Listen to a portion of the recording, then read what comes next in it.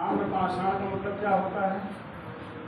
जहाँ पर तांबा और पाषाण दोनों धातुओं का जो है संयोग है, जहाँ पर यानी कि धातु के साथ पाषाण के साथ धातु का भी इस्तेमाल होने लगा था इनके जीवन में, और ताम्र पाषाणिक संस्कृति इसको कहते हैं। तो कुछ चीज़ें कल जैसे बता रहे थे आपको कि दमदमा से जो है एक ही कब्र में 3 मानव कंकाल मिले हैं। दमदमा से एक ही कब्र में 3 मानव कंकाल मिले हैं। एक बार रिविजन करते चलिए। दमदमा से एक ही कब्र से 3 मानव कंकाल, यानी कि यह सब बताए थे संयुक्त समाधि रही होगी, मतलब कई लोगों को एक साथ अपनाया गया था। आलमगढ़ कोच किसी ने पूछा था, तो इसकी जो है वो मनोरंजन घोषणा है। आजमगढ़ ये मध्य पाषाण काल के अंतिम चरण में पशुपालन के साक्ष्य बताए थे, कल बताए थे ना, भूल गए क्या? मेहरगढ़ की चर्चा बार बार होगी, क्योंकि यहाँ पर कई संस्कृतियाँ, कई कालखंड की संस्कृतियाँ आपको देखने को मिलेंगी। प्राचीन स्थायी जीवन, प्राचीन स्थायी जीवन मेहरगढ़ से, यानी कि स्थायी जीवन यानी कि बस्ती के साक्ष्य यहाँ से मिलते हैं। प्राचीनतम स्थायी जीवन और क्या मिला है? पाषाण संस्कृति से लेकर सिंधु घाटी सभ्यता तक के अवशेष यहाँ से मिलते हैं। ध्यान दीजिए, पाषाण संस्कृति से लेकर सिंधु घाटी सभ्यता, ये बार बार आएगा मेहरगढ़, सिंधु घाटी सभ्यता तक के अवशेष, सभ्यता तक के अवशेष यहाँ से मिलते हैं। अवशेष मिलते हैं मेहरगढ़ से। आजमगढ़ आपको पशुपालन का साक्ष्य कल बताए थे। अगर देखा जाए तो पूछा जाता है कि भारत में मानव का सर्वप्रथम साक्ष्य कहाँ से मिला है?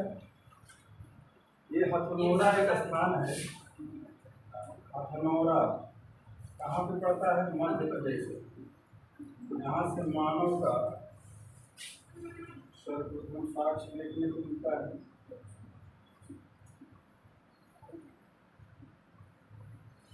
हथनोरा जैन पांडे वाली किताब मिलेगा, बहुत दूर पढ़ेंगे आप तब। हथनोरा एक स्थान है भारत में मानव का सर्वप्रथम साक्ष्य, इसको नर्मदापुरम होशंगाबाद में पड़ता है। होशंगाबाद, इसका नाम आजकल नर्मदापुरम रख दिया गया है। नर्मदापुरम होशंगाबाद का नाम।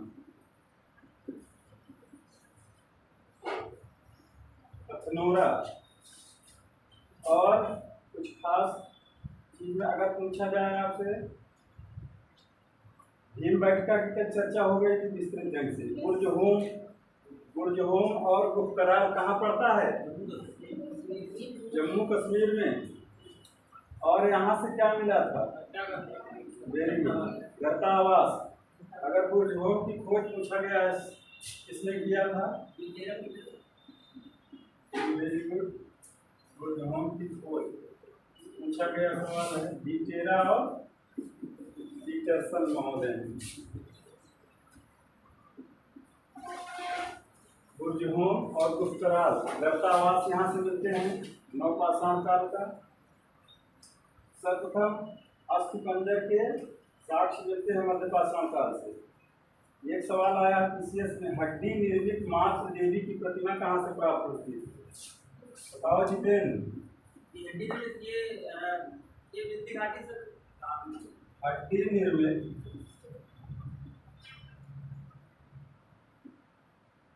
मातृ देवी की प्रतिमा, ये जो है लोहदा नाला से मिलती है। लोहदा नाला पढ़े होंगे, आपके दिमाग में हो गया। ये कहाँ पड़ता है? लोहदा नाला। हड्डी निर्मित मातृ देवी की प्रतिमा लोहदा नाला इलाहाबाद में कहाँ पड़ता है?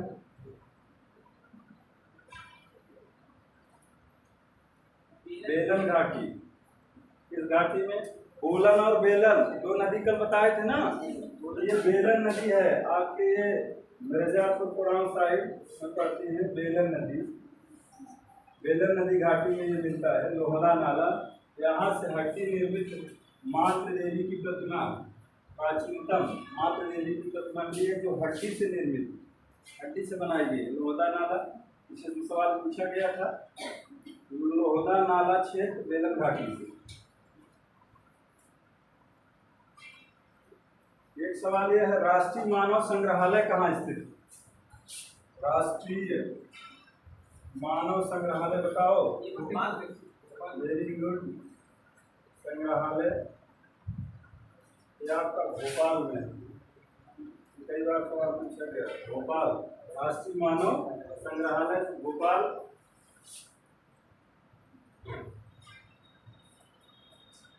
भारतीय पुरातत्व का जनक अलेक्जेंडर कनिंघम। रॉबर्ट ब्रूस कूक इसके थे, पाषाण संस्कृति के। कल बताए थे रॉबर्ट ब्रूस कूक 1863 सबसे पहले पल्लवरम नामक स्थान तमिलनाडु में उसको। अच्छा हाँ, एक सवाल पूछा गया पीजीटी में कि रॉबर्ट ब्रूस कूक थे क्या? इतिहासकार थे, ज्योग्राफी मतलब भूगोलवेत्ता थे। हाँ, ये जान लीजिएगा, जियोलॉजिस्ट थे वो भाई, जियोलॉजिस्ट। ये पूछा गया था। वो इतिहासकार नहीं थे बल्कि आर्कियोलॉजिस्ट थे। पुरातत्ववेत्ता या जियोलॉजिस्ट? आर्कियोलॉजिस्ट।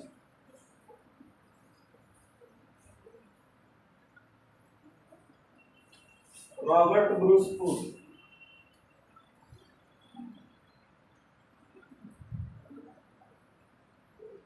अठारह सौ 73 बताए थे ना, पल्लवरम नामक स्थान पर इनको सबसे प्रथम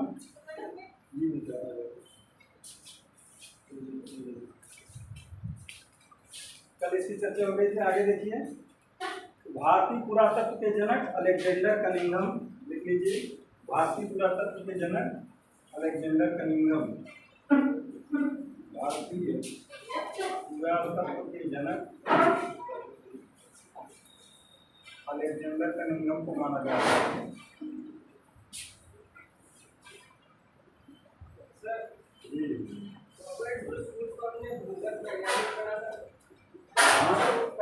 जियोलॉजिस्ट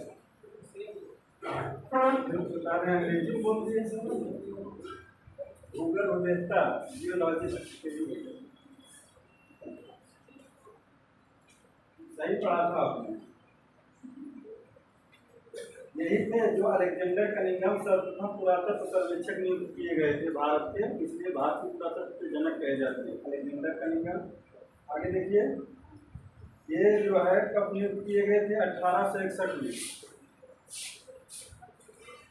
1861 में भारतीय पुरातत्व के निदेशक नियुक्त किए गए थे।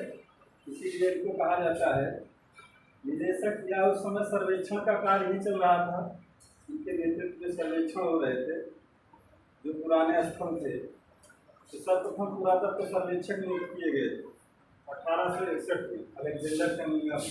सर्वप्रथम पुरातत्व सर्वेक्षक नियुक्त किए गए थे, पुरातत्व सर्वेक्षक नियुक्त किए गए थे। ये अलेक्जेंडर कनिंघम 1861 में। 1863 में जाके देखिए, भारत में पाषाण कालीन सभ्यता पर रिसर्च शुरू हुआ। जब ये आए सर्वेक्षक नियुक्त किए 61 में। 63 से रिसर्च शुरू होता है। 71 में जो है पुरातत्व सर्वेक्षण भारत के एक विभाग के रूप में गठित किया गया। 74 में एक विभाग के रूप में आ गया। भारत के एक विभाग के रूप में पुरातत्व सर्वेक्षण कब आया प्रकाश में? 1874 में। और सबसे लास्ट में आपका 1901 में लॉर्ड कर्जन के समय पुरातत्व सर्वेक्षण विभाग को केंद्रीकृत किया गया और इसके निदेशक कौन बने? Sir John Marshall. यहीं से असली शुरुआत होती है।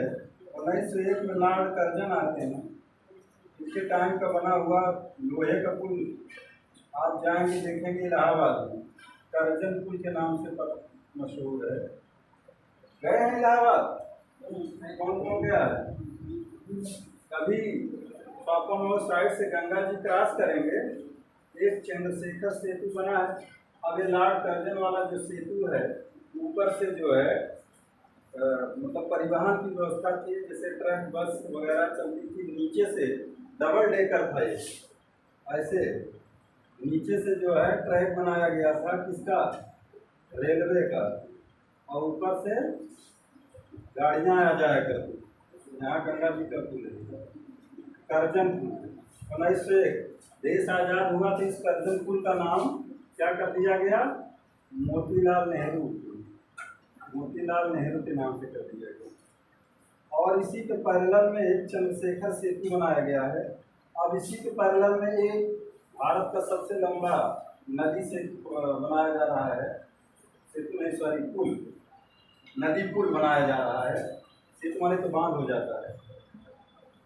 अभी अभी इस समय कौन था वो,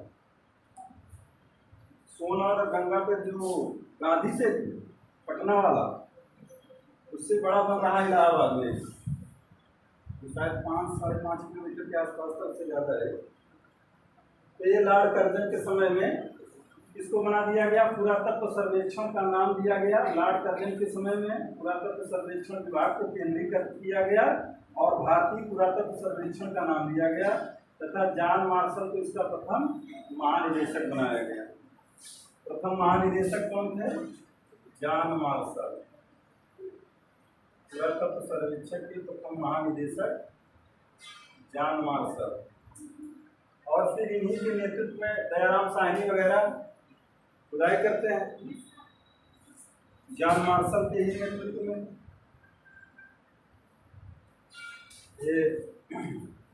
ये मोटी मोटी बातें थी। आपसे पूछा गया सवाल है, कुछ सवाल है, उसके जवाब आप देते चलिए। कल से कोई पढ़ाया था, सवाल आया है कि कच्ची ईंटों के आयताकार मकान किस स्थान से प्राप्त हुए हैं। कच्ची ईंटों के आयताकार मकान किस स्थान से प्राप्त हुए हैं, ये हमने बताया था। प्राचीनतम बस्ती का साक्ष्य कहाँ से मिला है, मेहरगढ़ से। मेहरगढ़ यानी बलूचिस्तान। कौन सी नदी घाटी है, बोलन नदी घाटी। ये बेलन है, हम मेहरगढ़ में बताए थे बोलन नदी, बोलन नदी घाटी मेहरगढ़। अस्थायी जीवन के साक्ष्य, यानी वहां पर कच्ची ईंटों के आयताकार मकान मिले। इस तरह का सवाल पूछा गया है। मेहरगढ़, बोलन नदी।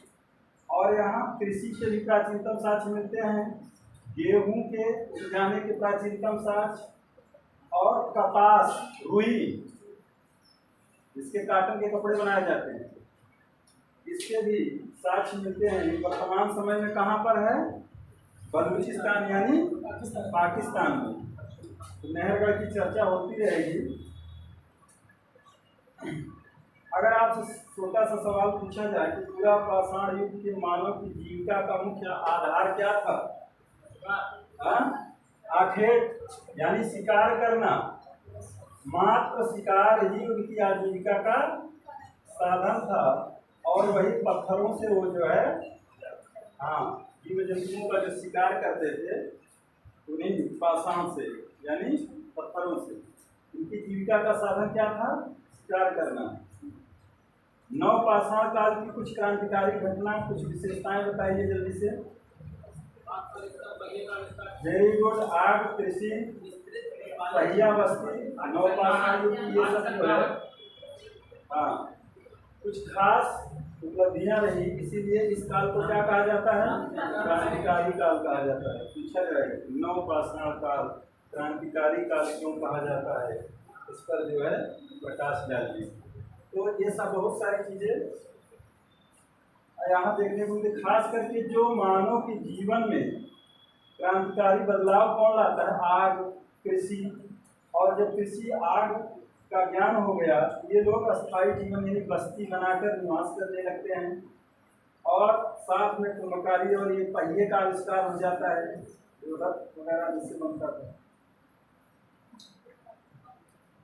तो पूरा पाषाण युग का जो पहला उपकरण था कहाँ से प्राप्त हुआ था, पल्लवरम से, कलपट्टम नहीं, पल्लवरम से। ये कहाँ पड़ता है? तमिलनाडु। कौन थे पुरातत्ववेत्ता? रॉबर्ट ब्रूस हुड, भूगर्भ विज्ञानी के भाई साहब बता रहे हैं, जियोलॉजिस्ट। और यहाँ पर देखिए नवपाषाण कालीन कुछ समाधियाँ भी मिली, इसलिए इसकी चर्चा दोबारा कर रहे हैं। पल्लवरम से कुछ यहाँ पे समाधि स्थल भी मिले, किस काल के? नवपाषाण काल के समाधियाँ मिलती हैं। ये दोनों चीज याद रखिएगा, पल्लवरम से समाधि स्थल भी मिला है, और वह समाधि स्थल कब का है? नवपाषाण काल का।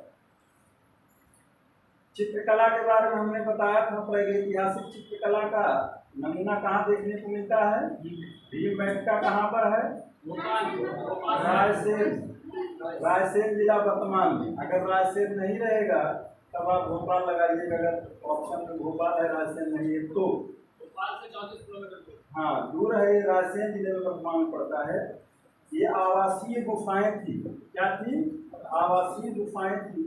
प्रागैतिहासिक काल का जो मानव था वो प्रकृति के मध्य में ही रहता था, नदियों के किनारे, गुफाओं में, और शिकार भी उसका जो है जीविका का मुख्य साधन रहा। और आपसे पूछा गया था कि जो भीमबेटका की जो गुफाएं हैं, इसकी खोज किसने की थी? विष्णु श्रीधर वाकड़कर ने। ये कई बार सवाल पूछा गया था। डॉक्टर विष्णु श्रीधर वाकड़कर इनका पूरा नाम था। पाषाण युग का पहला पालतू पशु कौन था? कल बताए थे आपको। पत्थर के लघु उपकरण कहाँ देखने को मिलते हैं? इस काल में मध्य पाषाण काल में माइक्रोलिथ कहा जाता था, छोटे छोटे औजार। आगे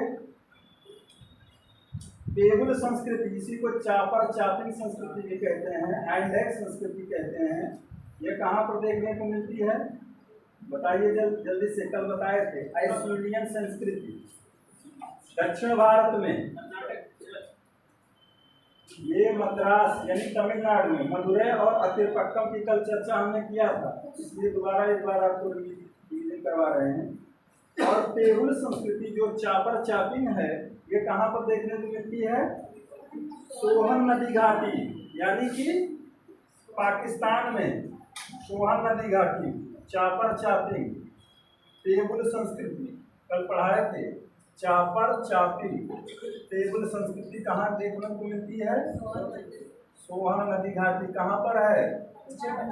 पंजाब, राजस्थान है, पाकिस्तान। हाँ, पंजाब प्रांत एक वहाँ भी है ना, इसलिए। हाँ, पशुपालन का प्रारंभ कब और कहाँ से हुआ? मध्य पाषाण काल, जो हमने बताया कुत्ते का।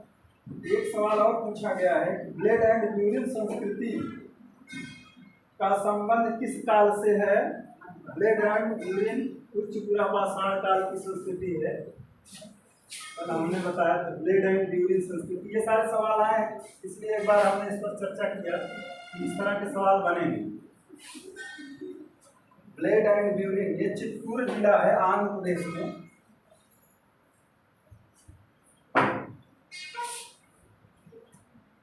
ब्लेड एंड यूरिन संस्कृति कहाँ देखने को मिलती है?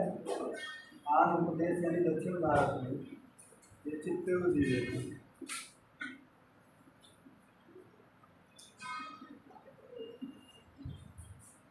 ब्लेड एंड यूरिन संस्कृति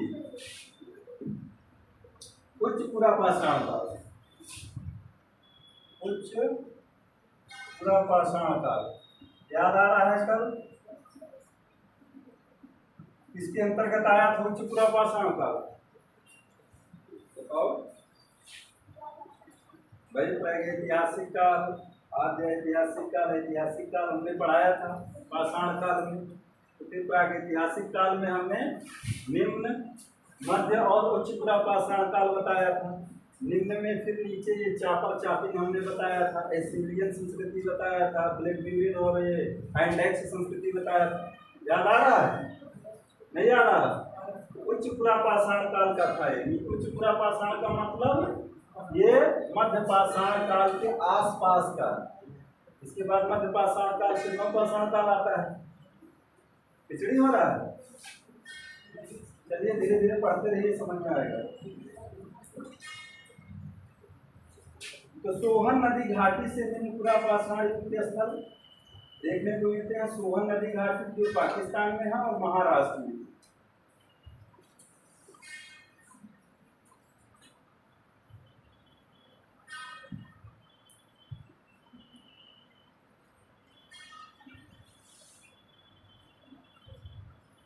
एक सवाल इस तरह से पूछा गया है कि हैंडेक्स, क्लीवर और स्क्रैपर आदि उपकरणों पर आधारित संस्कृति को क्या कहते हैं?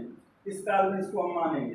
हैंडेक्स, क्लीवर और स्क्रैपर पूरा पाषाण काल, पूरा पाषाण काल में।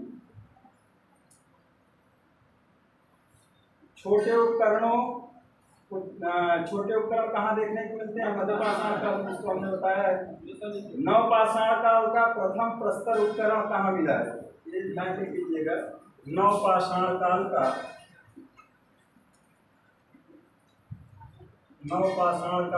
प्रथम प्रस्तर उपकरण,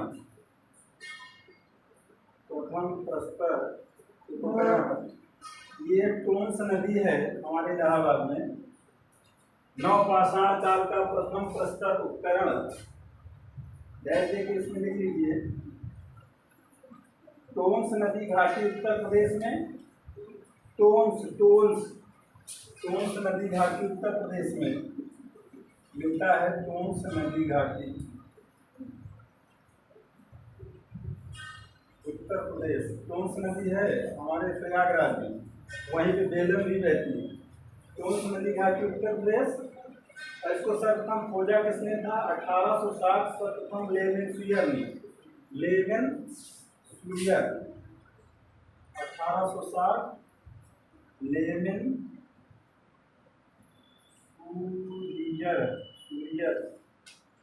ने खोजा था। नव पाषाण काल का प्रथम प्रस्तर उपकरण टोंस नदी घाटी में मिला था 1860 में। इसने खोजा था लेवेनशूयर ने।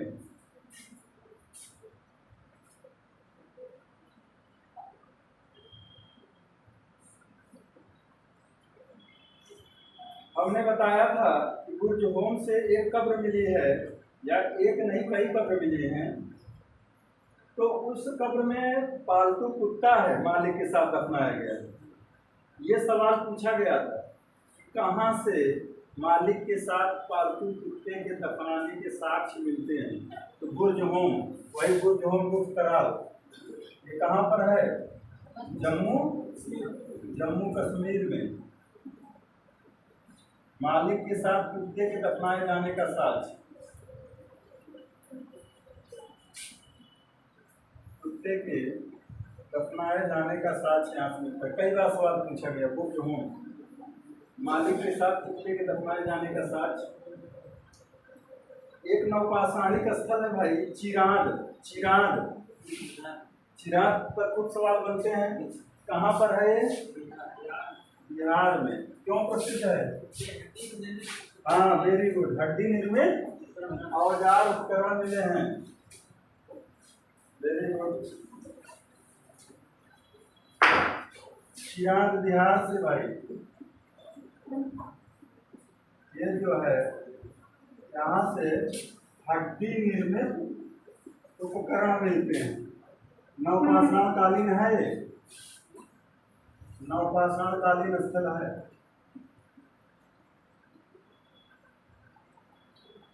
नवपाषाण कालीन स्थल चिराग बिहार से हड्डी निर्मित औजार या उपकरण मिलते हैं। और खास करके किस जानवर की हड्डियां हैं?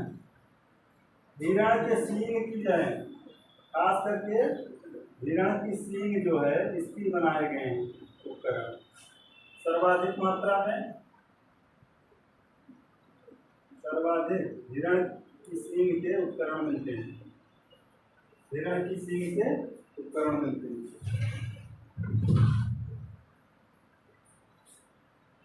तो ये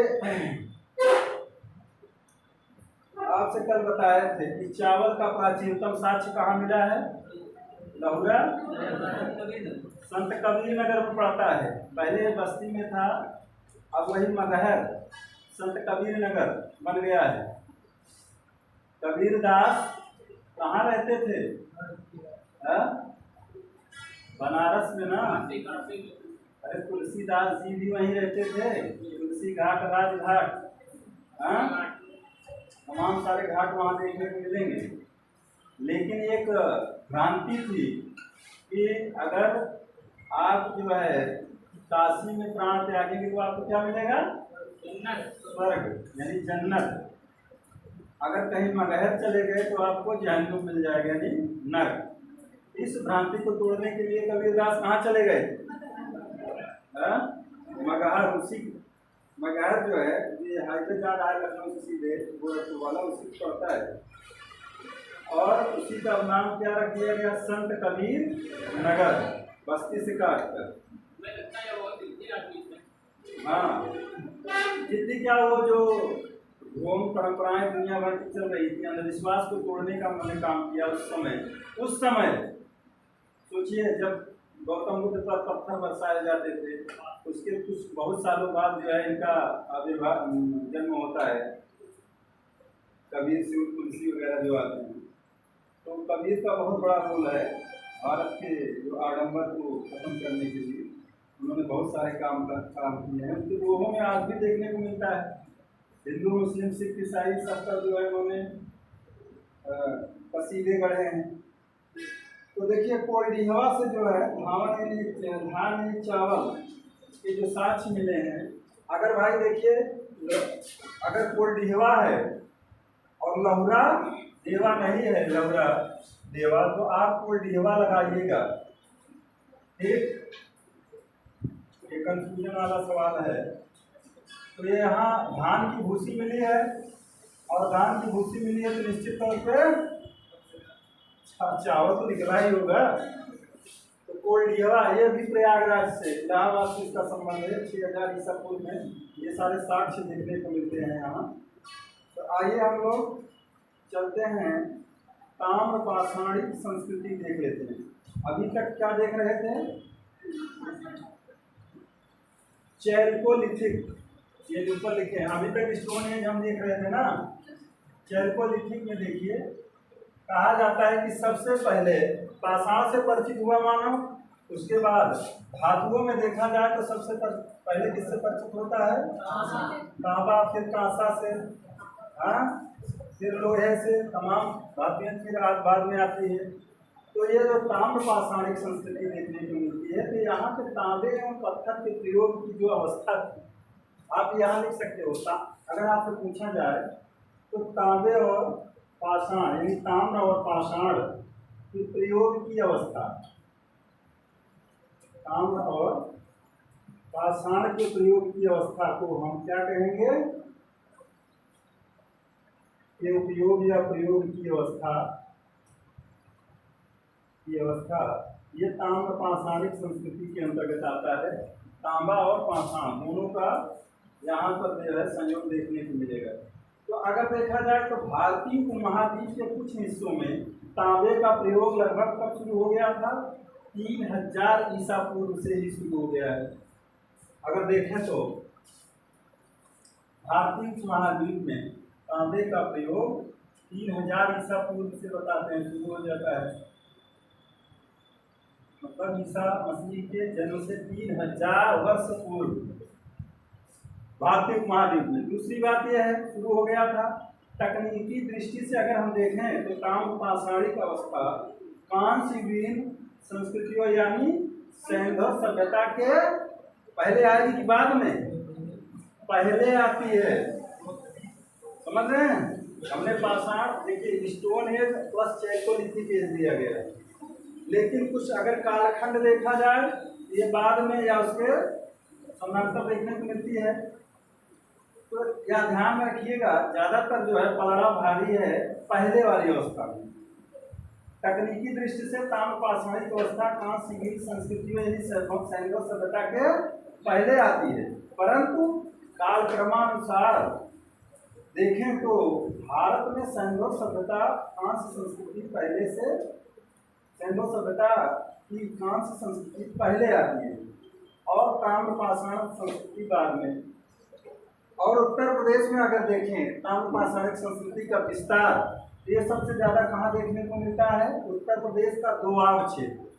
दोआब मतलब दो नदियों का, हाँ, के बीच के क्षेत्र को उत्तर प्रदेश पे दोआब क्षेत्र में देखने को मिलेगा, यानी गंगा यमुना के बीच। ये इस पर सवाल को पूछा जाता है, ताम्रपाषाणिक संस्कृति उत्तर प्रदेश के दोआब क्षेत्र में देखने को मिलती है सर्वाधिक मात्रा में। तो आपसे ये सवाल किया गया है, उत्तर प्रदेश में ताम्रपाषाणिक संस्कृति का केंद्र कहाँ रहा? तो ये दोआब क्षेत्र, दोआब क्षेत्र में, यानी गंगा यमुना दोआब, गंगा यमुना नदियों के बीच के क्षेत्र को हम दोआब कहते हैं। तो सर्वाधिक जो स्थल मिले हैं, इन संस्कृतियों के जो साक्ष्य मिले हैं, वो गंगा और यमुना नदियों के दोआब में मिले। ठीक, तो ये कह सकते हैं कि ताम्रपाषाणिक संस्कृतियों का जो संस्कृति का जो केंद्र था वो कहाँ था? गंगा यमुना ज्यादा, यानी सर्वाधिक। यहाँ पर देखिए उत्तर प्रदेश का दोआब क्षेत्र ताम्रपाषाणिक संस्कृति का केंद्र कहलाता है, क्योंकि यहाँ पर सर्वाधिक ताम्र निधियां प्राप्त हुई। सबसे ज्यादा ताम्र निधियां यहीं से प्राप्त होती हैं। ताम्र निधियां मतलब तांबे के बने हुए जो भी इंस्ट्रूमेंट औजार हैं, जैसे ताबीज वगैरह है, लॉकेट जिसको बोलते हैं, ये सब बहुत ज़्यादा मात्रा में यहाँ से मिलती हैं। तो अगर आपसे पूछा जाए कि मानव के द्वारा सबसे उपयोग में लाई गई धातु कौन सी है, तो तांबा बताएंगे ना आप जी। तो देखिए सबसे ज़्यादा जो ताम्र निधियाँ मिली हैं, ताम्र निधियाँ सर्वप्रथम एक लाइन में लिखिए, ताम्र निधियां सर्वप्रथम 1822 में कानपुर बिठूर किस नदी के तट पर है? कानपुर, हाँ, बिठूर वही लक्ष्मीबाई वाला क्षेत्र, कानपुर के बिठूर में, बिठूर क्षेत्र में, ये बिठूर क्षेत्र था 1822 में कानपुर के बिठूर से प्राप्त होती हैं सर्वाधिक ताम्र निधियां। सर्वप्रथम 1822 में कानपुर बिठूर से प्राप्त होती हैं, और इसमें मिला क्या है? तांबे की कांटेदार बर्छी। कानपुर बिठूर से 1822 में मिला है तांबे की कांटेदार बर्छी प्राप्त होती है। बर्छी भाला जानते हैं ना, भाले का छोटा रूप, बर्छी प्राप्त होती है। अरे जैसे बाण होती है भाई, कुछ इस तरह से ना, हाँ ऐसे। तो सबसे बड़ी ताम्र निधि लिखिए, सबसे बड़ी ताम्र निधि कहाँ मिली है? मुंगेरिया मध्य प्रदेश में। सबसे बड़ी ताम्र निधि लिखिए, सबसे बड़ी ताम्र निधि, थोड़ा फास्ट करिए भाई, ताम्र निधि मुंगेरिया। ये मुंगेरिया कहाँ पड़ता है? मध्य प्रदेश से प्राप्त हुई है। सबसे बड़ी ताम्र निधि मुंगेरिया मध्य प्रदेश से।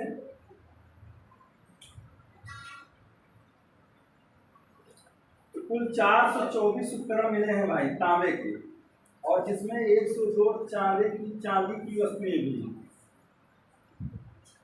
424 उपकरण जो प्राप्त हुए हैं तांबे के, सबसे बड़ी ताम्र निधि मुंगेरिया मध्य प्रदेश से प्राप्त होती है। तो 424 उपकरण प्राप्त हुए हैं तांबे के, और बाद के चाहे रहे हुए उसी टाइप के 102 चांदी की वस्तुएं भी प्राप्त होती हैं। अब हम लोग सीधे चलते हैं, प्रमुख ताम्रपाषाणिक बस्तियों का विस्तार देख लेते हैं जहाँ से सवाल बनते हैं। ठीक, इतिहास का मतलब तो बहुत ब्रॉड है, क्षेत्र है, तो उस पर फोकस करो जो हमारे काम का। तो विस्तार क्षेत्र देखिए ताम्रपाषाणिक स्थलों का, और वहाँ से क्या क्या मिला है ये जल्दी जल्दी देखते चलते हैं हम लोग। तो देखिए हम लोग प्रमुख ताम्र पाषाणिक बस्तियों का विस्तार लिख सकते हैं हेडिंग में, प्रमुख ताम्र पाषाणिक बस्तियों का विस्तार, प्रमुख प्रमुख का देखिए।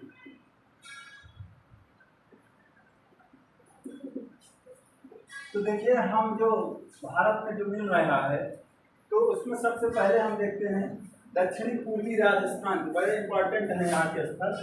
दक्षिणी पूर्वी राजस्थान के कुछ स्थल हैं, उनके बारे में देख लेते हैं। दक्षिणी पूर्वी राजस्थान, यहाँ देखिए, यहाँ ये जो दक्षिणी पूर्वी राजस्थान के जो प्रमुख स्थल मिले हैं ये बनास घाटी में स्थित होने के कारण बनास संस्कृति के नाम से भी ये जाने जाते हैं।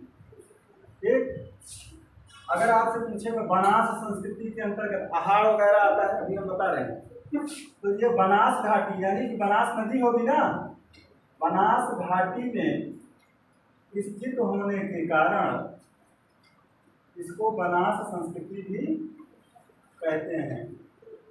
बनास संस्कृति के नाम से भी जाना जाता है, बनास संस्कृति भी कहते हैं। बनास घाटी में स्थित होने के कारण बनास संस्कृति नामकरण इसका किया गया है। तो बनास संस्कृति कहाँ पर विकसित हुई है? दक्षिणी पूर्वी राजस्थान में।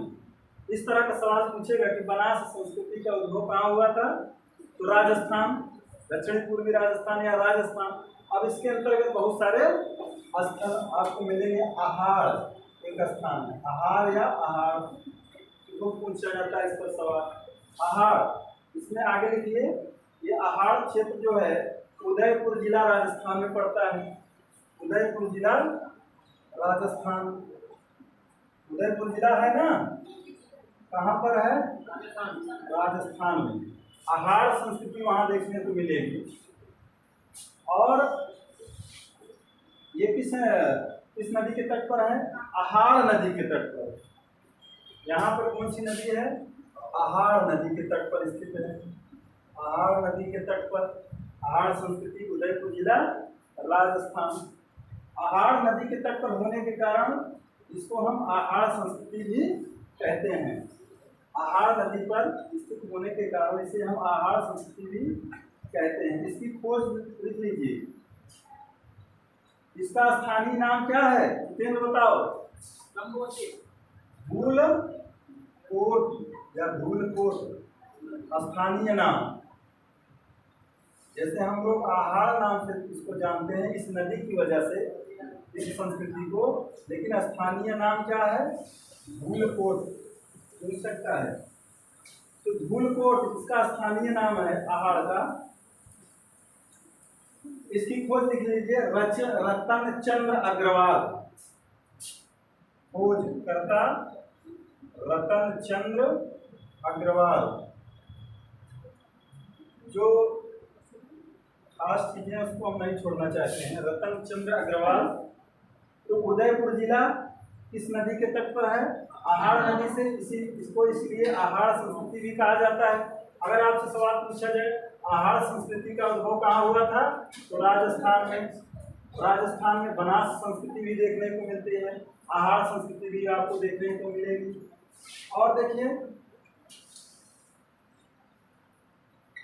आहार का प्राचीन नाम बताइए। स्थानीय नाम धूलकोट है, आहार का प्राचीन नाम ताम्रवती। लिख लीजिए। आहार का प्राचीन नाम या स्थानीय नाम है। आहार का प्राचीन नाम क्या है? ताम्रवती या ताम्रवती। ताम्रवती।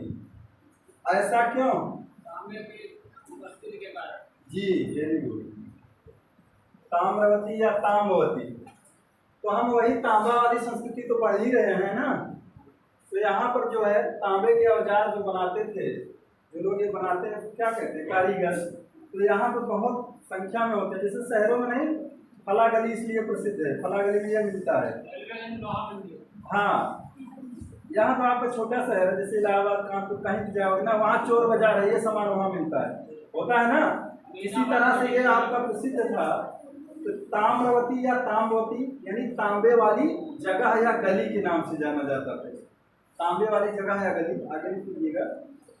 तो देखिए यहाँ पर जो है इसकी विशेषता क्या थी, जो कि यहाँ तांबे गलाने के साक्ष्य मिले, यानी तांबे को गलाकर उसको सांचे में डालकर दूसरा आकार दिया जाता था उपकरणों का। तो तांबे गलाने के साक्ष्य यहाँ मिलते हैं, तांबे को गलाने के साक्ष्य यहाँ मिलते हैं, गलाने के साक्ष्य यहाँ देखने को मिलते हैं। और देखिए इसीलिए यहाँ तांबे वाली गली कहा गया है कि यानी तांबे के औजार जिस गली में बनाए जाते हैं वह है ताम्रवती, यानी ताम्रवती, यानी आहार संस्कृति, यानी धूलपुर। टेराकोटा के बैल, टेराकोटा के बैल मिले हैं यहाँ पे। टेराकोटा समझ रहे हैं ना? हाँ, वेरी गुड। टेराकोटा के बैल, देखिए 2-4 पुराने लोग हैं भाई, पढ़े भी हैं और यहाँ भी पढ़े हैं, खुद भी पढ़े हैं, तो वो पकड़ ले रहे हैं। तो जो नए लोग आए हैं घबराइए नहीं, क्योंकि संस्कृति के सबसे कठिन पाठ से शुरू किया गया है ये। तो अभी आपका मिडल मॉडल मिलेगा, वहाँ बहुत मजा आएगा, राजा रानी की लड़ाई, स्वतंत्रता संग्राम वगैरह वगैरह। लेकिन यहाँ आपको बहुत टेढ़े मेढ़े सवाल भी देखने को मिलेंगे। तो टेराकोटा के बैल, तांबे के प्रयोग के साक्ष्य हमने बताया, तांबे गलाने के साक्ष्य मिले हैं। काले और लाल मृदभांड, जिन पर रेखी और सफ़ेद बूंदों वाली डिजाइन बनाई गई है। काले लाल मृदभांड, मृदभांड समझ रहे हैं ना? हाँ, काले और लाल मृदभांड, जो पहले आपके घर में हुआ करता था, अब तो शायद नहीं होगा, उसकी जगह स्टील के बड़े बड़े टप्स ले लिए हैं, टब आते हैं ना। नहीं, पहले क्या होता था, घर में मटके रखे जाते थे, उसी में गेहूँ चावल सब रखा जाता था और बहुत सालों सुरक्षित रहता था, उसमें कीड़े वगैरह नहीं लगते थे। अब आप रख दीजिए, हमें लगता है स्टील का बर्तन छोड़ दिया जाए तो इसमें प्लास्टिक वगैरह रख दीजिए, लग जाएंगे तुरंत, उसमें कीड़े लग जाएंगे। तो आप लोग मिट्टी के बर्तन या फिर स्टील या लोहे के बर्तन इस्तेमाल किया करिए। प्लास्टिक से बहुत दूरी बनाइए, लेकिन प्लास्टिक हमारे जीवन में चाइना ऐसे ले आके बसाया है कि सबको कैंसर रोगी बना देगा। फिर प्लास्टिक से तो आप बच ही नहीं पाएंगे, तो कम से कम जो खाने पीने की चीज़ें हैं, आज तक देखिए पॉलीथीन प्लास्टिक में, पानी देखो लोग लेकर लोग आए हैं प्लास्टिक बॉटल में। तो संभव है, मान लीजिए स्टूडेंट लाइफ है, अगर संभव हो तो आप स्टील के बॉटल का उपयोग करिए, या अब तो जो है मृदभांड का भी बॉटल आने लगा है। हाँ, तो इसका भी बॉटल आने लगा है। आपकी यूएन में रखी गई थी ये बॉटल, मिट्टी की बनी हुई बॉटल, इसके तावे और कुकर भी आने लगे हैं, मिट्टी के फ्रिज भी बनने लगे हैं। हालांकि छोड़िए उसको, आगे आइए। तो ये देखिए, ये काल लाले मृदभांड, जिन पर रेखी और सफ़ेद बूंदों वाली डिजाइन बनाई गई, रेखी और सफ़ेद बूंदों वाली डिजाइनिंग की गई है, ये मिले हैं। चक्की और चरखे, ईरानी धूप पात्र यहाँ से मिला है, चक्की चरखे मिले हैं, चक्की और चरखे, ईरानी धूप पात्र, ईरानी धूप पात्र यहाँ से देखने को मिलते हैं। आगे चलिए, बहुत सारे हैं। तो ये देखिए, पूर्वी राजस्थान में एक गणेश्वर जोधपुर संस्कृति आपको देखने को मिलेगी। इसको पूर्वी राजस्थान गणेश्वर जोधपुर संस्कृति, कितना तो जान ही लीजिए। गणेश्वर जोधपुर संस्कृति अगर पूछेगा तो आप पूर्वी राजस्थान लगाइएगा। पूर्वी राजस्थान में एक स्थान है जोधपुर, वहाँ पर जो है साहिब नदी के किनारे है, दोहरे छल्ले वाले पिन यहाँ से मिले हैं। गणेश्वर स्थान का नाम है, जोधपुर में पड़ता है पूर्वी राजस्थान, इसीलिए इसको कहा जाता है गणेश्वर जोधपुर संस्कृति, जोधपुर संस्कृति। कितने लोगों की नज़र से ये सब स्थान गुजरे हैं? जो लोग पढ़े हैं उनको मैं तो मान लीजिए कोई बात नहीं, गुजरा है, आपकी नज़र से गुजरा होगा गणेश्वर जोधपुर संस्कृति। तो ये देखिए, इस तरह के सवाल पूछ लिए जाएंगे IAS में, जहाँ आपकी नज़र नहीं पहुँची रहती है। तो ये गणेश्वर जोधपुर संस्कृति किस नदी के किनारे पनपी थी? साहिब नदी की। गणेश्वर जोधपुर संस्कृति साहिब नदी कहाँ पर है? पूर्वी राजस्थान, साहिब नदी। पूर्वी राजस्थान। और यहाँ से देखिए जो मिला है चीज, दोहरे छल्ले वाली पिन मिली है। पिन लड़कियां इस्तेमाल करती हैं सर, दोहरे छल्ले वाली पिन मिली है। छल्ले वाली पिन बहुत इंपॉर्टेंट नहीं है, जो खास है बस उतना लिख लीजिए, हो गया। आगे चलिए। गणेश्वर जोधपुर संस्कृत साहिब नदी के तट पर दोहरे छल्ले वाली पिन मिली है। अगला देखिए बालाथल। बालाथल ये भी जो है पूर्वी राजस्थान में है। बालाथल स्थान है, बालाथल, इसमें लिख लीजिए आगे बालाथल। बालाथल पे सवाल बना था, खोज बी.एन. मिश्रा, इसकी खोज बी.एन. मिश्रा। बालाथल खोज बी.एन. मिश्रा, बी.एन. मिश्र। मिश्रा सही है कि मिश्र?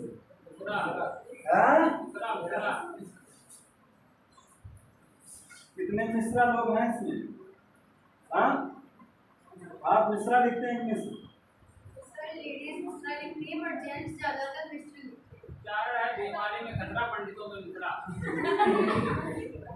लेकिन आप इंग्लिश में लिखेंगे तो मिश्रा ही हो जाता है, जी सर। इसलिए लोग, बहुत सारे लोग मिश्रा लिखते हैं। लेकिन अगर देखा जाए शुद्ध तो यही जेंट्स में क्या होना चाहिए? मिश्र। और महिलाओं में मिश्रा लिखते हैं, महिला नेम में मिश्रा लिखा जाता है। वेरी गुड, पता है बच्ची। तो देखिए खोज किसने की थी? बी.एन. मिश्र साहब ने। यहाँ पर जो साक्ष्य मिला है, चार दीवारी युक्त घर का साक्ष्य और कुष्ठ रोगी के साक्ष्य मिले हैं। चार दीवारी युक्त घर के साक्ष्य मिले हैं। चार दीवारी युक्त घर के साक्ष्य, यानी जो घर मिले हैं वो कैसे हैं? घर के साक्ष्य, कंपाउंड, अहाते में है चारों तरफ से। चार दीवारी युक्त घर के साक्ष्य मिले हैं। पहले जो जमींदारों के घर हुआ करते थे इसी तरह से हुआ करते थे। जब पर्दा प्रथा ज्यादा थी तो लोग चार दीवारी युक्त घर बनाया करते थे। आज भी बहुत सारे लोग घर जो है, अब तो लोग चार दीवारी खड़ी कर देते हैं अपने घर के सामने, जो ज़्यादा एडवांस है, जिसके पास जगह है। तो ये जो है चार दीवारी युक्त घर के साक्ष्य और कुष्ठ रोग के भी यहाँ कुछ प्रमाण मिलते हैं। एक स्थान है ओजियान, यहाँ से इसकी भी खोज बी.एन. मिश्रा ने ही की। ओजियाना, यहाँ से जो है प्राचीनता प्रमाण के साथ योगी का कंकाल मिला है। ओजियाना से भी योगी का कंकाल मिला है। इसकी भी खोज इन्होंने नहीं की थी। यहाँ से योगी का कंकाल, ये वाले नहीं भाई, अच्छा मत कहिए, ईश्वर उनको दीर्घायु करे, हमारे देश के जो भी नेता हैं। तो खोज जो है बी.एन. मिश्रा, प्राचीनता प्रमाण के साथ योगी का, कुष्ठ रोगी का प्राचीनता प्रमाण, योगी के कंकाल यहाँ से मिले हैं। देखिए राजस्थान का सबसे जो है इम्पोर्टेंट स्थान आपका आहार और गिलुंद, उसके बाद बालाथल आता है। एक स्थान है गिलुंद, पढ़े होंगे ना? गिलुंद से कुछ सवाल पूछा जाता है, और आहार से। गिलुंद के बारे में जरा सा जान लीजिए, ये राजस्थान में ये भी है गिलुंद में जो है ये राजस्थान का चित्तौड़गढ़ जिला, लिख लीजिए, राजस्थान चित्तौड़गढ़ जिला, चित्तौड़गढ़ भाई, वही चित्तौड़गढ़ जी, ये जिला है चित्तौड़गढ़ जिला। गिलुंद की जो स्थिति है राजस्थान चित्तौड़गढ़ जिला। नदी कौन सी है? बनास। बीबी लाल ने 1959 में खोजा था। इस नदी के किनारे है, इस नदी के किनारे नदी बनास। इसकी खोज ब्रजवासी लाल ने की थी। खोज बीबी लाल, ब्रजवासी लाल। हाँ, कब? बीबी लाल। यहाँ से देखिए मिला क्या है? मिट्टी की इमारत मिली है, इसमें बढ़ा लीजिए। तांबे के टुकड़े, मकानों में कहीं कहीं पक्की ईंटों का प्रयोग भी यहाँ मिलता है। मिट्टी की इमारत और इस मिट्टी की इमारत में कहीं कहीं जो है पकी पकी ईंटें भी इस्तेमाल की गई। मिट्टी की इमारत, पकी ईंटों का भी इस्तेमाल कहीं कहीं हुआ है बीच में। मिट्टी की इमारत, तांबे के टुकड़े, प्रस्तर फलक उद्योग और स्तंभ घर। तांबे के टुकड़े भी यहाँ मिले हैं। और यहाँ पर टीका भी तो मिले, आहार का टीका, नीम का टीका। हाँ उसमें आते हैं आहार का टीका, नीम का टीका। हाँ ये टीके के अंदर ये इमारत भी तो मुझे उसका उत्खनन किया गया। जी वही राजस्थान, चित्तौड़ जिला, बनास नदी, बीबीलाल महेश मिसर। मिट्टी की इमारत, मकानों में कहीं कहीं पकी ईंटों का प्रयोग, तांबे के टुकड़े, प्रस्तर फलक उद्योग और स्तंभ घर। यहीं पे देखिए एक मरमी नामक स्थान है, छोटा सा मरमी, ये भी है वहीं पे। इसलिए बता रहे हैं क्योंकि ये भी है चित्तौड़गढ़ जिले में। अगर कभी कोई पूछ लिया चित्तौड़गढ़ जिले से संबंधित पाषाण, ताम्र पाषाणी कहाँ पर है, 2-3 दे देते हैं ना ऑप्शन में। अगर मरमी को बारे में आपको नहीं पता है तो गड़बड़ कर देंगे। जिले तो पता है, मरमी भी वहीं है चित्तौड़गढ़ जिले में, इसलिए हमने आपको बताना उचित समझा। मरमी चित्तौड़गढ़ जिला राजस्थान। यहाँ बैलों की मृण मूर्तियाँ मिली, बैलों की मृण मूर्तियाँ,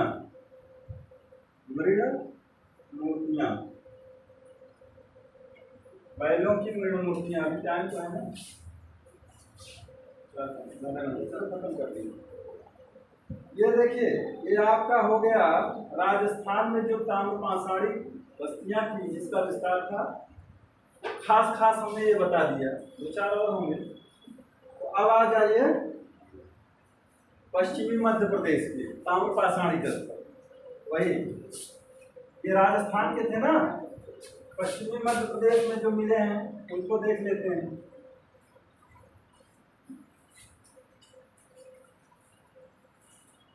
पश्चिमी मध्य प्रदेश, तो यहीं पर मालवा संस्कृति ना, तो मालवा संस्कृति के जो प्रमुख स्थल हैं, मालवा संस्कृति का संबंध किससे है? मध्य प्रदेश से भाई। मालवा वहीं तो है ना, मालवा संस्कृति, मालवा संस्कृति पश्चिमी मध्य प्रदेश। तो इसमें देखिए प्रमुख स्थल, जो प्रमुख स्थल हैं उसमें माहेश्वर है, माहिष्मती, तारथा, एरा और नवदा टोली खास करके मिलते हैं। आपसे पूछेगा कि मध्य प्रदेश के ताम्र पाषाणी स्थलों में कौन सा नहीं है या कौन सा है, दे देगा। कुछ राजस्थान के, कुछ अहमदनगर और पुणे के दे देगा और कुछ इसमें से दे देगा, आप उसी में दिग्भ्रमित हो जाएंगे। तो देखिए यहाँ पर जो माहेश्वर, काथा, एरा और नवदा टोली, काथा, एरा और नवदा टोली से कुछ सवाल बनते नहीं। तो जो खास है वो आप जानने की कोशिश करिए। चरखे और तकलियों का साक्ष्य यहाँ से मिलता है। चरखे और तकलियों, यानी कि चरखे अगर रहे होंगे, तकली रही होगी तो तकलियों के साक्ष्य, यानी कि कपड़े, भाई सूती कपड़े का साक्ष्य मोहनजोदड़ो से मिलता है। उसके पहले की ताम्र पाषाणिक संस्कृति है, यानी कि वस्त्र से ये लोग परिचित रहे होंगे। चरखे और तकलियों के साक्ष्य यहाँ देखने को मिलते हैं। और यहीं पे एक दंगवाड़ा स्थान, वहां से यज्ञ वेदी का अवशेष प्राप्त हुआ। दंगवाड़ा से यज्ञ वेदी का अवशेष इसी मालवा संस्कृति में है, एक दंगवाड़ा, वहां से यज्ञ वेदी का अवशेष मिला है। इतने अवशेष हैं कि कंफ्यूज हो जाते हैं ना। हाँ, लेकिन पढ़ते पढ़ते याद हो जाएगा। खास चीजें आपके दिमाग में बन जाएगी। जैसे बुर्ज होम का नाम लेंगे, आपको ऐसे दिमाग में आ जाएगा कि मालिक के साथ कुत्ता वहां दफनाया गया। हाँ, और गर्तावास, गड्ढा घर है वहाँ। मेहरगढ़ का नाम लेंगे तो वहाँ प्राचीन बस्तियों के प्रमाण, कृषि के, पशुपालन के, गेहूं के, कपास के भाग से आपके दिमाग में बन जाएगा। एकदम टेंशन मत लीजिए, पढ़ते रहिए। ये जितने भाई हैं धुआंधार थोड़ा पढ़ते हैं, इनकी काफ़ी अच्छी पकड़ है, बड़ी खुशी होती है। तो देखिए आइए कायथा के बारे में देखते हैं। कायथा, इसी मालवा संस्कृति में कायथा संस्कृति आपको देखने को मिलेगी, और कायथा बहुत मशहूर है। बाद में आपको मिलेगा जो है अभी वैदिक काल और अन्य जो हम पढ़ाएंगे एंशिएंट हिस्ट्री में, तो कायथा फिर आएगा बीच में। तो कायथा संस्कृति जो है ये कहाँ पे है? उज्जैन, लिख लीजिए, उज्जैन काली सिंधु नदी। कायथा कहाँ पर है? उज्जैन। अरे भाई उज्जैन किस लिए प्रसिद्ध है? हाँ, काली सिंधु नदी के तट पर है, काली सिंधु नदी। कायथा के बारे में विशेष जानकारी रखिए, उज्जैन में है। उज्जैन वहीं पर जहाँ महाकालेश्वर का मंदिर है। उज्जैन प्राचीन काल से ही प्रसिद्ध है, आज भी प्रसिद्ध है, बहुत सारे लोग दर्शन करने जाते हैं वहाँ। उज्जैन काली सिंधु नदी। खोज V.S. वाकड़कर 1964 V.S. वाकड़कर खोज इसकी, कायथा की खोज जरूर लिख लीजिएगा। वही विष्णु श्रीधर वाकड़कर, V.S. वाकड़कर महोदय। अब देखिए यहाँ जो सैंधव संस्कृति का ये समकालीन माना जाता है। कायथा सैंधव संस्कृति, जब इस सिंधु घाटी सभ्यता आपको पढ़ाएंगे, उसका समकालीन भी ये माना जाता है। इसे साहित्य में क्या कहा जाता है? कपित्थक। जिसको साहित्य में, कायथा को साहित्य में क्या नाम दिया गया है? साहित्य में कपित्थक भी कहा गया है। कपित्थक, कपित्थक, कपित्थ जम्बू फलचार वैश्य। कपित्थ माने क्या होता है? कपित्थ माने कथा। लगता है कपित्थ माने जानते हैं क्या होता है? ये जो स्टोन एप्पल होता है, स्टोन एप्पल क्या कहते हैं? कैथा। कैथा हमारे यहाँ कैथा बोला जाता है ना, स्टोन एप्पल कैथा। अरे कैथा खाते ना, चटनी बनती है, तो ये जो है स्टोन एप्पल उसको इंग्लिश में बोलते हैं। चलिए जो भी हो, इसे साहित्य में कपित्थक। और एक बराहमिहिर साहिब थे, उनकी क्या है? उनकी भूमि है, जन्मभूमि, बराहमिहिर की जन्मभूमि। बराहमिहिर क्या थे जी? इनकी जो है ये जन्मभूमि भी है भाई। बराहमिहिर का पूछा गया है, बराहमिहिर के बारे में। तो बराहमिहिर की जन्मभूमि भी है, और प्राचीनतम ताम्रपाषाणिक संस्कृति भी यहाँ देखने को मिलती है। यहाँ पे मिला क्या है? तांबे की कुल्हाड़ियाँ, लिख लीजिए, तांबे की कुल्हाड़ियाँ। और खास चीज़ भी हम टच कर रहे हैं, जिससे आपको अपच ना हो। कुछ लोग दिक्कत होने लगती है। तांबे की कुल्हाड़ियाँ मिली हैं, तांबे की, क्योंकि ताम्रपाषाणिक संस्कृति ही थी। तांबे की कुल्हाड़ियाँ। और क्या देखने को मिलता है? घोड़े की हड्डी, कंघा पात। घोड़े की हड्डी, पालतू पशु था घोड़ा, किस काल का? घोड़े की हड्डी, कंघा पात। देखो भाई जो कंघा पात बस्तियां, जो किलाबंद बस्तियां, तांबे के 28 कंगन मिलेंगे, जरूर लिख लीजिए।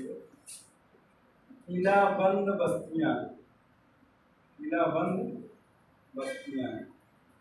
यहाँ पर देखिए तांबे के 28 तांबे के कंगन मिले। आजकल कंगन किसके बनते हैं? 28 तांबे के कंगन प्राप्त हुए। तो कायथा यहाँ की जो है प्रमुख। चलिए आ जाइए एरण पर। एरण कहाँ पड़ता है?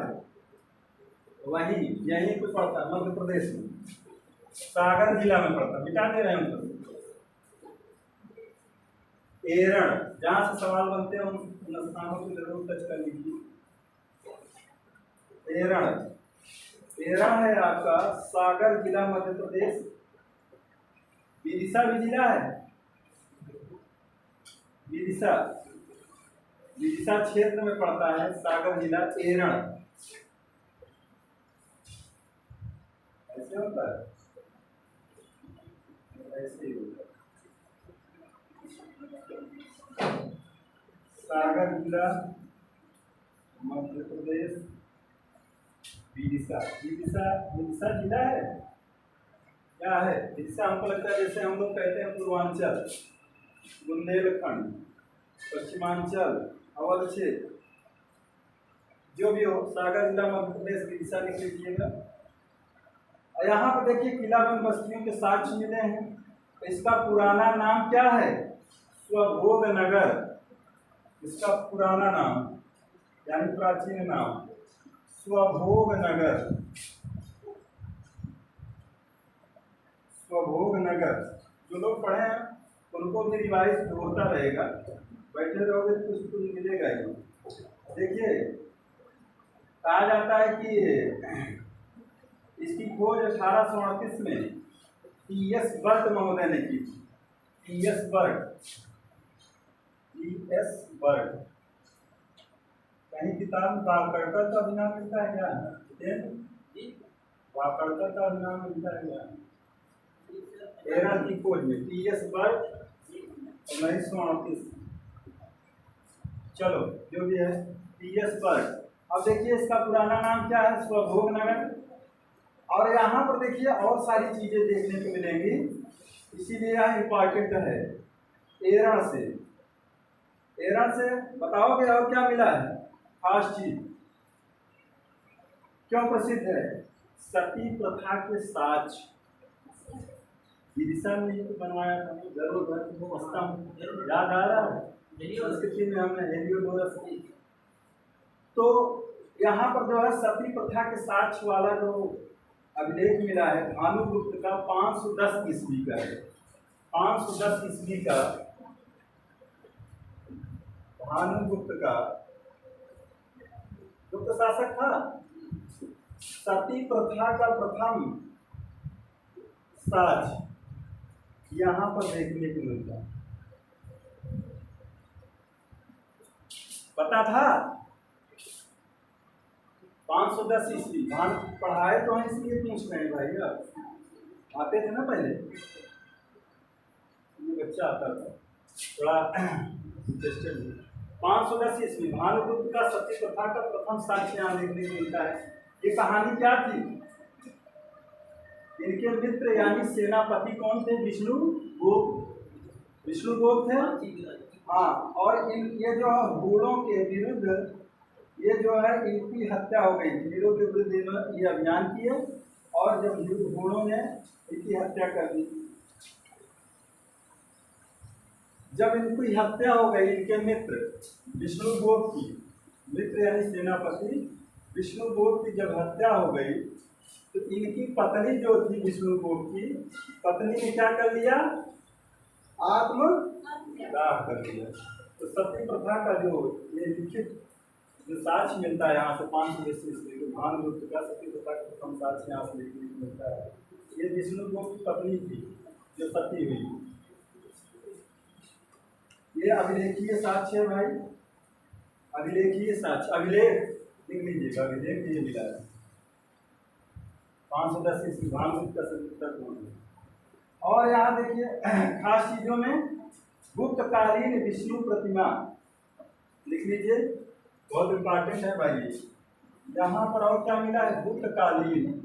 अब चूंकि अब ये पढ़ा ही रहे हैं, ये भी उसी जगह लिखवा दे रहे हैं। नहीं गुप्त काल में पढ़ाएंगे, गुप्त काल में आएंगे इससे बताएंगे आपको। गुप्तकालीन विष्णु प्रतिमा मिली है।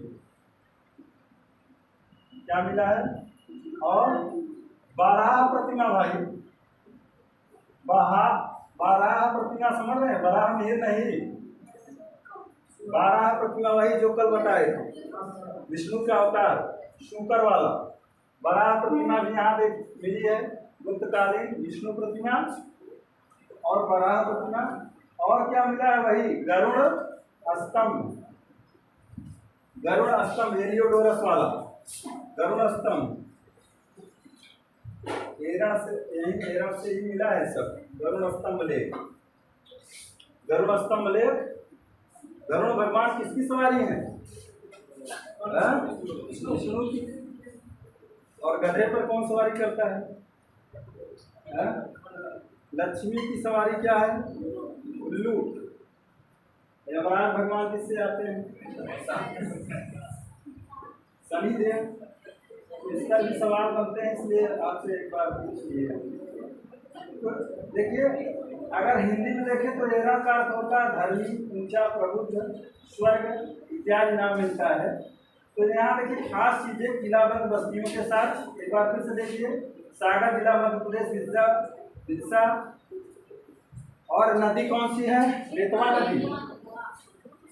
नहीं पता है क्या? नदी देखिए बेतवा नदी भाई, नदी लिख लीजिए, बेतवा है यहाँ। बेतवा नदी के किनारे है बेतवा नदी, मध्य प्रदेश। सागर जिला, बेतवा नदी। और यहाँ पर इसका पुराना नाम है स्वभोग नगर। 510 ईस्वी का भानुगुप्त का अभिलेख मिला है, जिसमें सती प्रथा का प्राचीनतम साक्ष्य मिलता है। और वो भानुगुप्त जो मित्र थे विष्णुगुप्त, उनकी हत्या हुनों द्वारा हुई। उनकी पत्नी वहाँ सती होती है, इसका उल्लेख मिलता है। हेलियोडोरस का गरुड़ स्तंभ लेख यहाँ मिलता है। गुप्तकालीन विष्णु प्रतिमा मिलती है और वराह प्रतिमा भी यहाँ मिलती है, वो भी गुप्तकालीन, दोनों गुप्तकालीन। आगे आगे नवदा टोली। नवदा टोली इसको मिटा रही है। नवदा टोली ये भी कहाँ है? मध्य प्रदेश में ही है। ये भी ताम्रपाषाणिक स्थल। नवदा टोली, नवदा टोली खरगोन जिला में है भाई। खरगोन मध्य प्रदेश। ये नर्मदा नदी के दक्षिणी तट पर स्थित है। नवदा टोली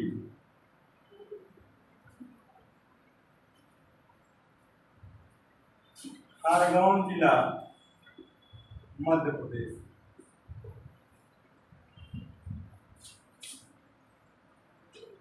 नवदा टोली खरगोन जिला मध्य प्रदेश। ये यहाँ नदी कौन सी है? नर्मदा। ये दक्षिणी तट पर स्थित है। इसकी खोज एच.डी. संकालिया ने किया था, नर्मदा नदी के दक्षिणी तट पर। नर्मदा नदी के दक्षिणी तट पर स्थित है। खोज एच.डी. संकालिया, एच.डी.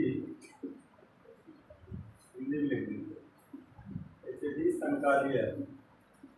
पूरा नाम क्या है? क्या है?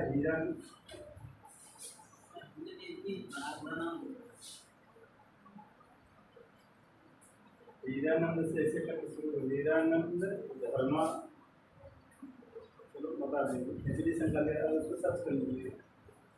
देखिए यहाँ से मिला क्या है भाई? एच.डी. संकालिया उत्खनन करता थे। खोज मत लिखिए, उत्खनन करता, उत्खनन भी करवाए थे। उत्खनन करता एच.डी. संकालिया।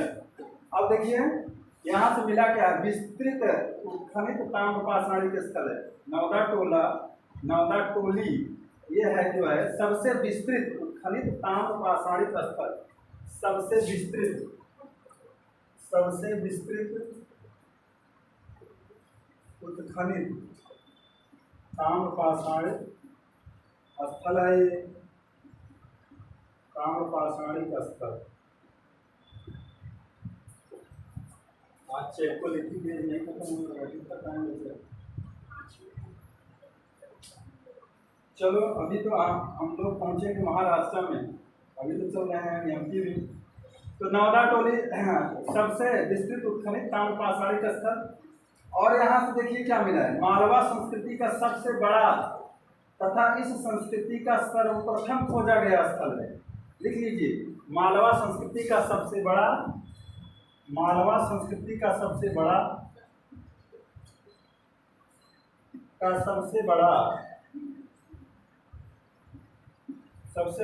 तथा इस संस्कृति का खोजा गया प्रथम तथा इस संस्कृति का सर्वप्रथम खोजा गया स्थल। मालवा संस्कृति का सबसे बड़ा तथा इस संस्कृति का सर्वप्रथम खोजा गया स्थल है। और यहाँ से देखिए क्या मिल रहा है, चौकोर वृत्ताकार घर, चौकोर वृत्ताकार घर, चौकोर है और वृत्ताकार, चौकोर वृत्ताकार घर। सभी तरह के अनाज यहाँ मिलते हैं, मानव आकृति, लहराते बालों वाला पुरुष यहाँ मिला है। सभी तरह के अनाज लिख लीजिए, सभी तरह के अनाज, सभी तरह के अनाज यहाँ मिले हैं। अच्छा, हम लिखने को क्यों इतना फोकस करते हैं, लिखते रहोगे पढ़ते रहो तो याद भी हो जाएगा। कहीं लिखा रहेगा, एक बार पढ़ते हो मैसेज पहुँच जाएगी। बार बार बार बार जनमत हो सुजान वाली बात हो जाती है। नहीं भी लिखोगे, बैठे रहो, ध्यान से सुनिए, देखिए। सभी तरह के अनाज यहाँ मिले हैं। मानव आकृति में लहराते बालों वाला पुरुष की आकृति यहाँ मिले है, लहराते बालों वाले पुरुष की आकृति मिली है, पुरुष आकृति।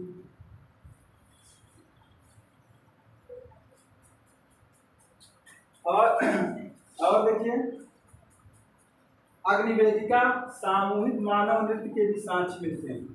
अग्निवेदिका, अग्निवेदिका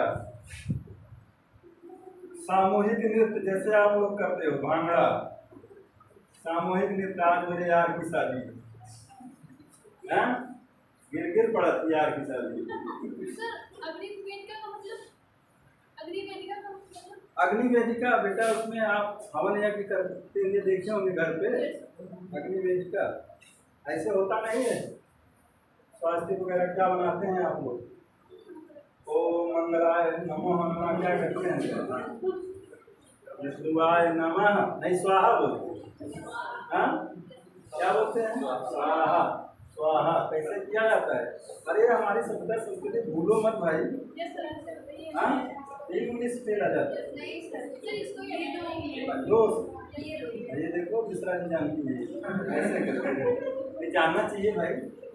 देखो यही सब संस्कृति तो हम लोग पढ़ रहे हैं, भूलिए कुछ मत, एडवांस भी बनिए, हमें नहीं कह रहे हैं। हाँ नहीं पता लगा आजकल जो है तो पहले सिस्टम चल गया, तो आप वो संस्कार घर की भूल जाइए। जो थाली में बैठते थे लोग, पहले तो फर्श पट्टी होती नहीं थी, थाली में बैठे तो जो है चारों तरफ से जो है क्या करते थे, जल का घेरा बना देते थे। क्यों ऐसा करते थे, तमाम जो वायरस कीटाणु जम्स हैं वो हमारी थाली तक ना पहुँचे, तमाम उसके रीजन्स हुआ करते थे। और इसीलिए वो लोग जो है 100 साल जीते थे, हम लोग जो है, और तालाब का भी पानी पी लेते थे, कोई दिक्कत नहीं। आज तालाब इतना गंदा हो गया है कि इतनी बैक्टीरिया है कि लोग तो गंदा हो जाएगा। सर ये हसमुख धीरज लाल नाम, हसमुख धीरज लाल, हसमुख धीरज लाल संकालिया, इनका हसमुख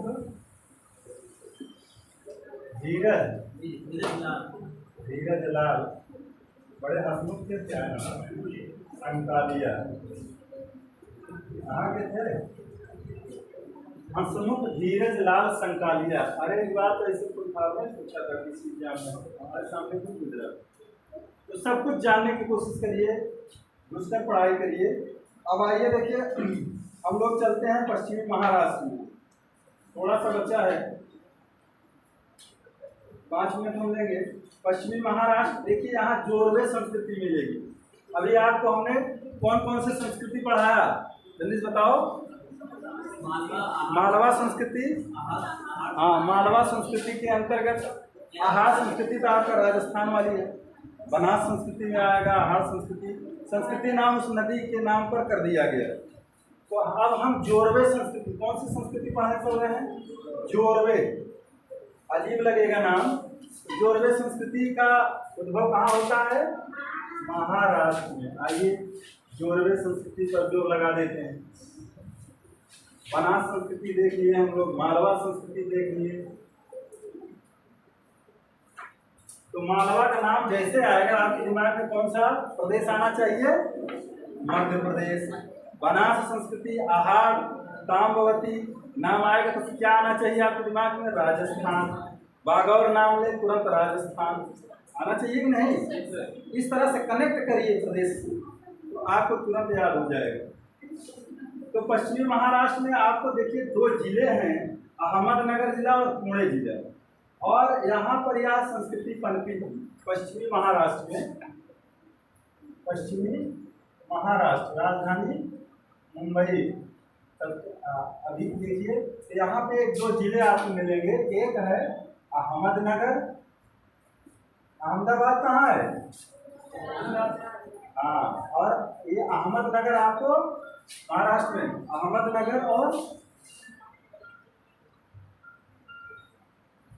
अहमदनगर और पुणे, इन्हीं दोनों जिलों में जो है एक संस्कृति, ताम्रपाषाणी संस्कृति पनपती है, जिसका नाम क्या है? जोरवे संस्कृति। और पर्टिकुलर जोरवे का अगर नाम लिया जाए तो कहाँ पड़ेगा जानते हैं? अहमदनगर जिले में। लेकिन इन दोनों जिलों को मिलाकर ये जोरवे संस्कृति, कुछ स्थान जो कुछ ताम्रपाषाणिक स्थल यहाँ है, कुछ यहाँ है, तो सबको मिलाकर जोरवे संस्कृति नाम दिया गया। जैसे कहते हैं नक्सलाइट हमला हो गया, और नक्सलियों का उद्भव तो कहाँ से हुआ? छत्तीसगढ़ से।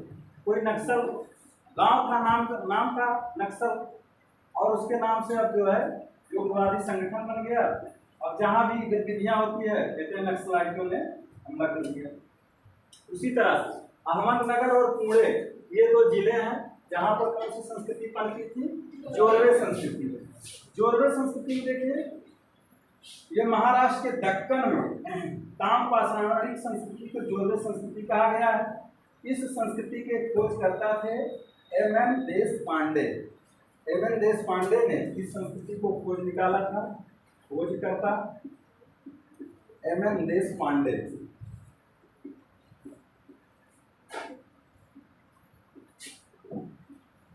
M.N. देशपांडे जोरवे संस्कृति के को प्रकाश में लाने वाले थे M.N. देशपांडे। तो आप जैसे जोरवे संस्कृति का नाम लिया जाएगा तो आपके दिमाग में क्या बनेगा? महाराष्ट्र। मालवा बोलेंगे तो क्या बनेगा?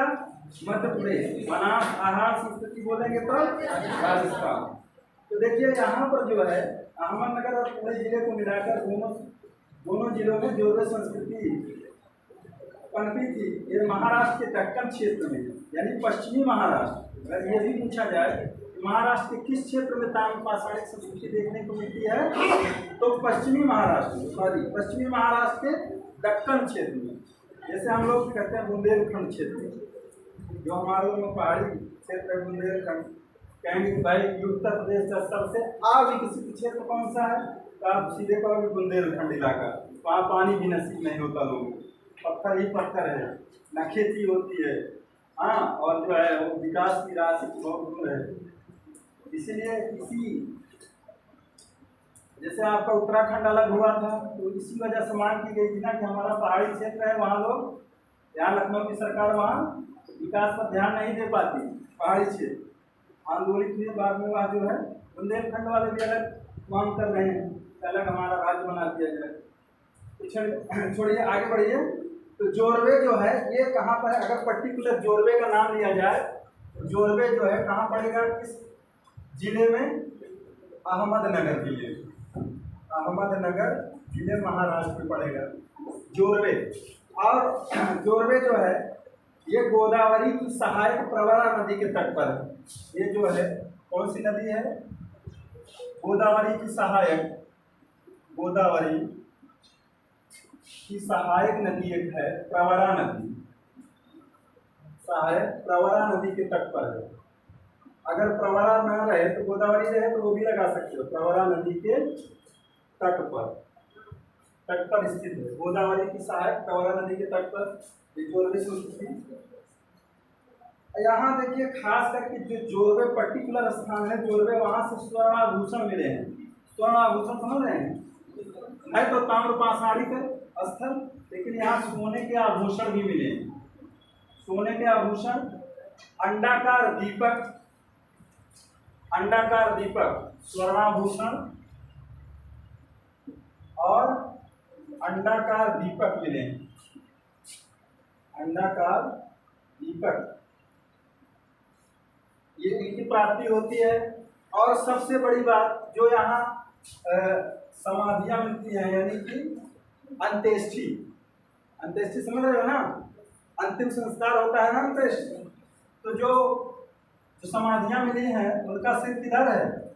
उत्तर की तरफ, और पैर किधर है? यही दक्षिण की तरफ, ऐसे है। और जो उनके पैर हैं वो काट दिए गए, जो भी उनका इस संस्कार में रहा हो उनके कटे हुए पैर मिले हैं, पैरों को जो है काट दिया गया है। जो कलश यहाँ से जो अंत्येष्टि यानी समाधियां मिली हैं, कब्र मिले हैं, तो वहाँ से एक ये देखने को मिला है स्वाहाभूषण, अंडाकार दीपक और समाधान में उत्तर और दक्षिण, उत्तर दक्षिण वाली व्यवस्था तो हम लोगों के यहाँ चलती है। अभी मरने के बाद व्यक्ति का पैर दक्षिण साइड, सिर उत्तर साइड। वैसे भी लोग कहते हैं कि पैर जो है दक्षिण की तरफ करके मत सो, ऐसा कहा जाता है।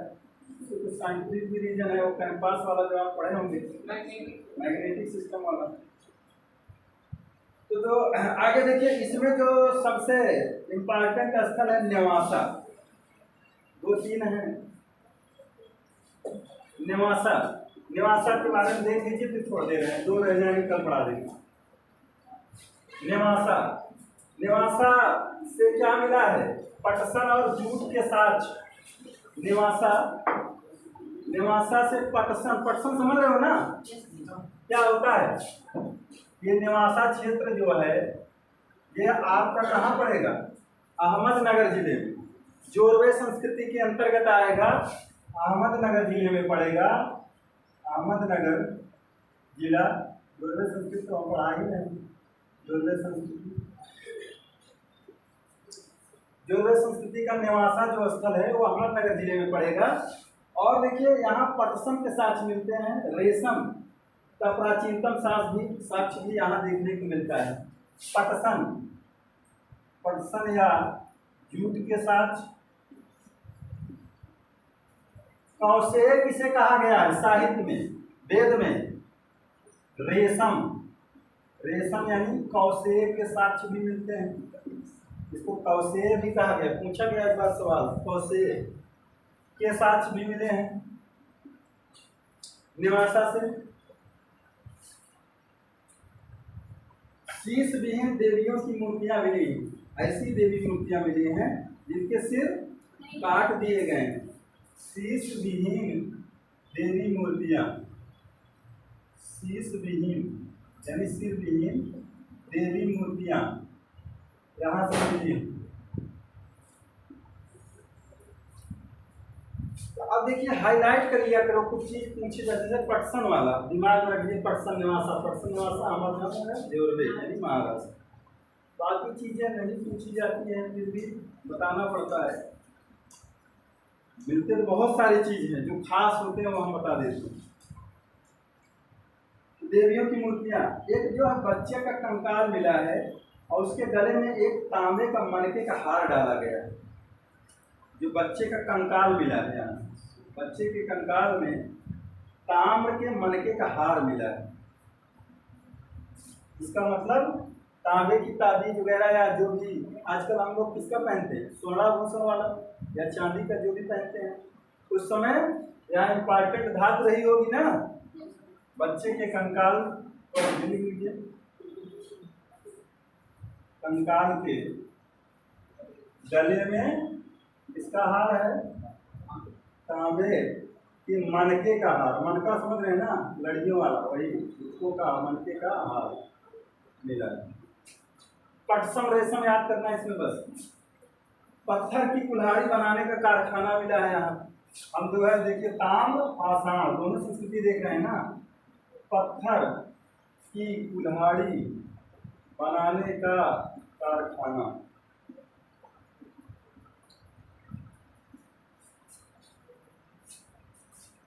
बस करें।